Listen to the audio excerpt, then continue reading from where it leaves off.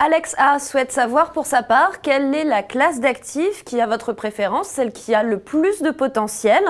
Il voudrait notamment savoir si l'immobilier papier ou encore l'or peuvent être préférés aux obligations ou aux actions.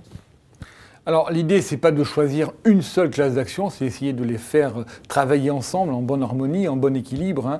Alors bien entendu, nous on est assez favorable aux actions, on conseille vraiment de mettre 50% du portefeuille en actions, ça paraît beaucoup, mais comme on l'a vu tout à l'heure, eh bien, les actions ne sont pas très fortement valorisées, elles sont historiquement peu valorisées.